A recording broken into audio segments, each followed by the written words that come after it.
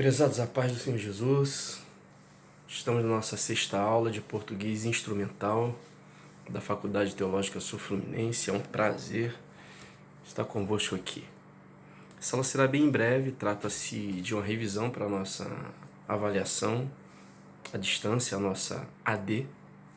E vamos falar de um assunto que nós já falamos bastante.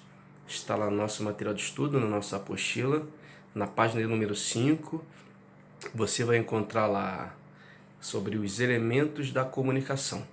E a partir da página 12, você vai encontrar lá os elementos do texto narrativo. São esses dois assuntos que nós estamos trabalhando e está sendo cobrado lá na nossa AD. Uma grande novidade é que há uma sala virtual onde está sendo alimentada por esse material de estudo que vocês têm em mãos, tá? Será uma forma experimental, mas acredito que dará muito certo. Você vai poder acessar o link e acessar essa videoaula, que será bem breve. Então vamos lá. A intenção é que ao final dessa aula você consiga identificar os elementos da comunicação ao ler um texto. A intenção é que você consiga também identificar os elementos básicos de um texto narrativo e depois que você consiga interpretar um texto narrativo a partir desses elementos, dos elementos da comunicação e dos elementos básicos da narrativa. Além disso, a intenção é que você consiga produzir um texto narrativo tendo em vista esses elementos da língua portuguesa, os elementos da comunicação. Na verdade, queridos, todas as vezes que a gente se comunica, que a gente fala qualquer coisa, a gente sempre fala a alguém. Mesmo que a gente fala para nós mesmos, você sempre está falando para alguém. Se você disser oi neste simples gesto comunicativo, você está utilizando 6 elementos básicos da comunicação, a saber, a mensagem. Qual foi a mensagem? Você disse oi. Se você disse oi, há uma mensagem aí, há informação aí. Isso aí pode-se dizer que é um texto também, porque você se comunicou a alguém. Essa é a mensagem. Mas quem fala sempre fala a alguém.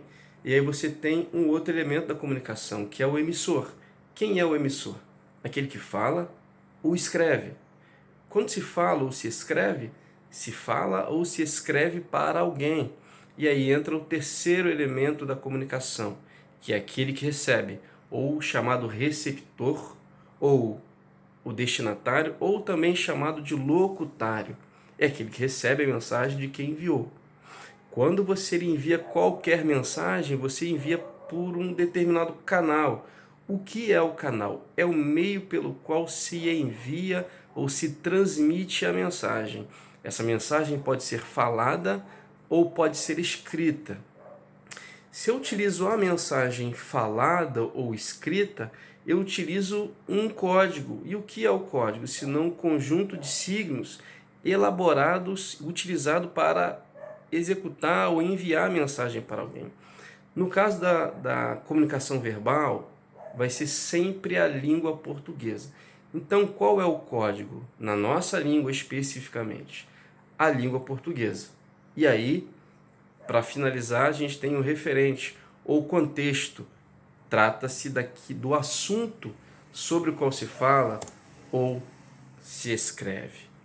Pois bem, dito isso, a gente vai olhar agora para o texto narrativo. O que é uma narração? É um texto dinâmico que contém vários fatos de dependência que são extremamente importantes para uma boa estruturação do texto. Então, todas as vezes que a gente produz um texto narrativo, que a gente conta uma história, vai estar obrigatoriamente elencados ali alguns elementos básicos, essenciais. Ou por que não dizer obrigatórios? Por exemplo, o narrador. Se tem uma narrativa, obrigatoriamente tem um narrador. Esse narrador é aquele que narra aquela história. Detalhe, a narração ela pode estar na primeira pessoa ou na terceira pessoa. Como nós diferenciamos isso? Quando um texto ele é narrado, uma história é narrada na primeira pessoa, significa que o narrador também é personagem. E ele vai sempre utilizar o pronome eu, ou nós, no caso do plural. Se a narrativa estiver na terceira pessoa, significa dizer que o autor ele apenas narra, ele não participa daquela história.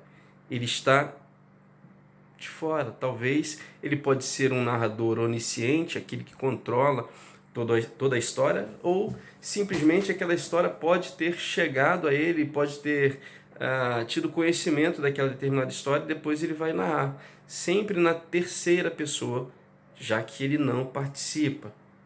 Enfim, quando se narra a história, se narra em determinado tempo ou em determinada época. Isso é muito importante para a compreensão da nossa AD. A gente vai falar mais um pouquinho lá à frente sobre a nossa AD, mas é importante a gente redobrar a atenção agora. Porque o tempo, ele pode ser uma data, ele pode ser, no caso, um dia, pode ser um ano, enfim. O tempo pode ser cronológico neste caso, mas o tempo também, ele pode ser psicológico. Quando você não tem uma data, quando você lê determinado texto ou determinada história e você não tem uma data ali específica, então quando será o tempo? O tempo é o tempo da personagem, é o tempo psicológico.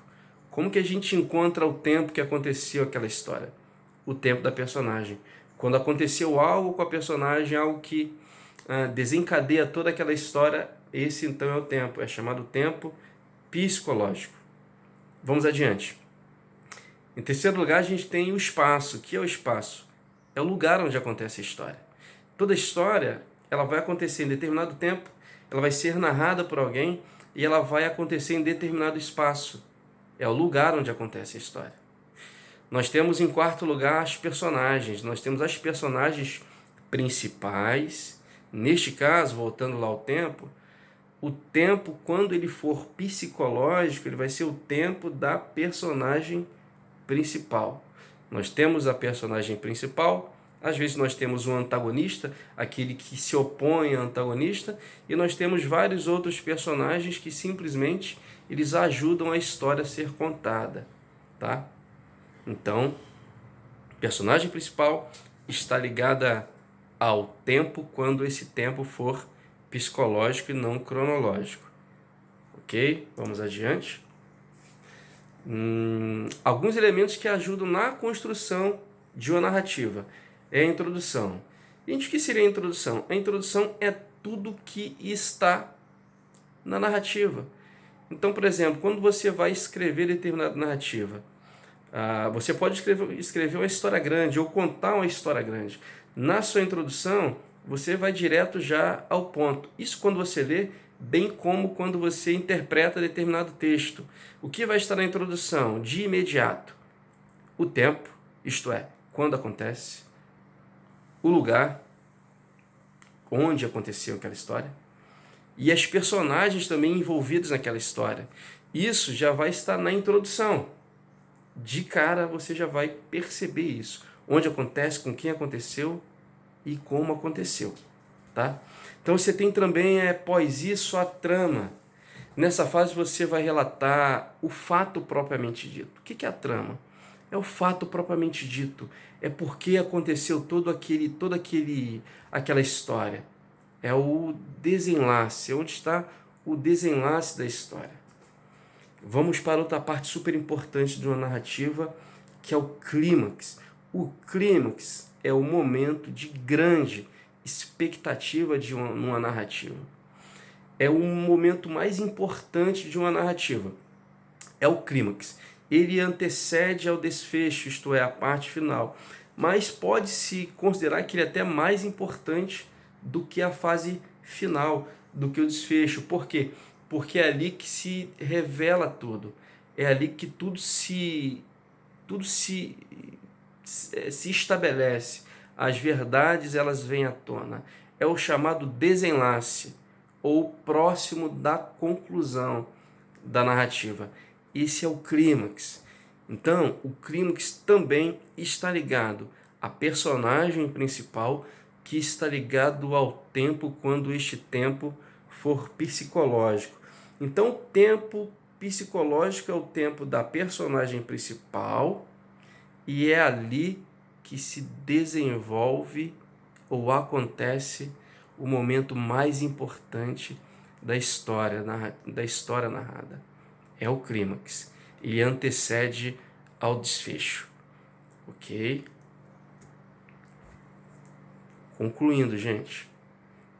Agora que você já identificou os elementos que estruturam o processo de comunicação humana, bem como os elementos básicos da narrativa, chegou o momento de interpretar um texto narrativo. Para tanto, você precisa perguntar ao texto. Eu sempre digo o seguinte: se você não pergunta para o texto fica mudo, ele se cala, ele não responde, ele fica estático.